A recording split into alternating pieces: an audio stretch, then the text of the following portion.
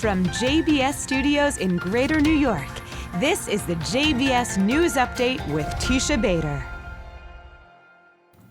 I'm Teisha Bader with the JBS News Update for Wednesday, June the 15th, 2022. Israel, Egypt, and the European Union signed a Memorandum of Understanding today in Cairo for Israel to provide natural gas to Europe.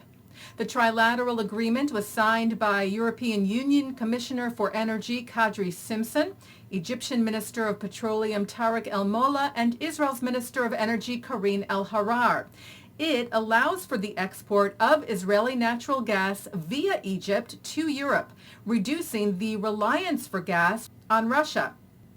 Israeli Prime Minister Naftali Bennett said, "We are proud to be contributing to global energy security and a more sustainable future." EU Commission President Ursula von der Leyen, cited by the Times of Israel, said the deal positions Israel as a key player in the world. Von der Leyen was in Israel yesterday, where she met with Bennett, and the two addressed the press on a number of topics, including the gas export initiative, with von der Leyen speaking of the cooperation. We want to boost our energy cooperation with Israel. The European Union was the biggest, most important client from the supplier Russia, oil, gas, and coal. But with the beginning of this war and the attempt of Russia to blackmail us through energy by deliberately cutting the energy supplies, we decided to cut off and to get rid of the dependency of Russian fossil fuels and to move away from Russia and diversify to trustworthy suppliers. She also spoke of the recent normalization agreements and hopes for the future. I want to commend you on the normalization of your relations with some of your Arab neighbors, the Abraham Accord. This is a big step forward. And in time, it could, I hope, also help advance relations between Israel and the Palestinians.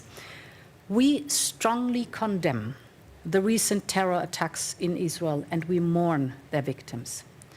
The violence must stop. So we very much welcome all the efforts towards peace, and we think that the Abraham Accords could offer hope towards that goal.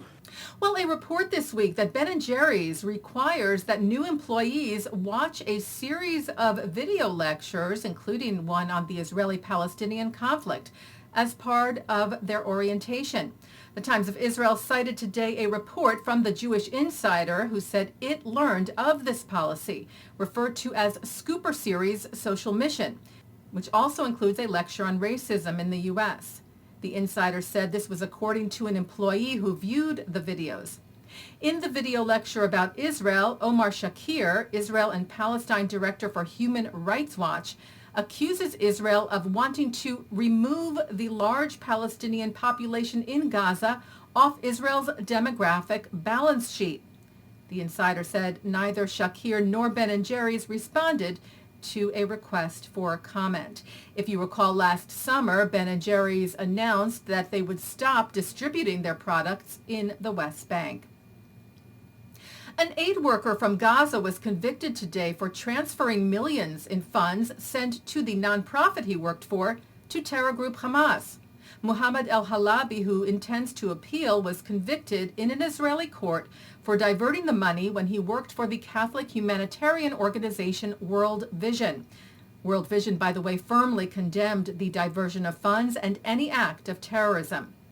Israel's foreign ministry said any diversion of humanitarian funds for terrorist purposes is a reprehensible act committed at the expense of the welfare of the Palestinian residents of Gaza.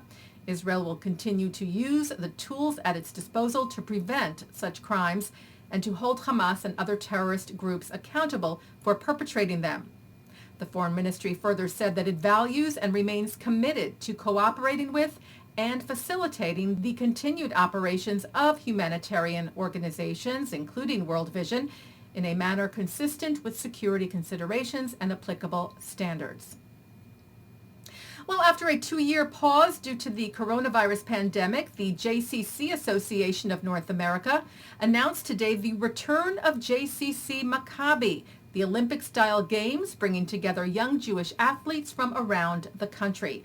The games will resume this summer for the JCC Maccabi's 40th anniversary from July the 31st to August the 5th in San Diego.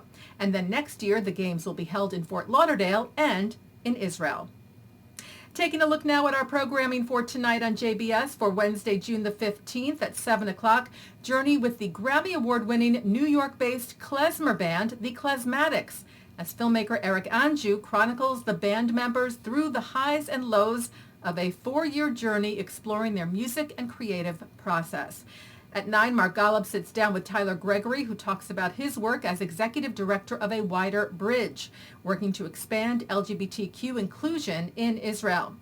At 10, Millennials discuss how the time is now to fight against antisemitism. And coming up next, it's Thinking Out Loud. And that's the JBS News Update for Wednesday, June the 15th, 2022. I'm Teisha Bader. Stay healthy, stay well.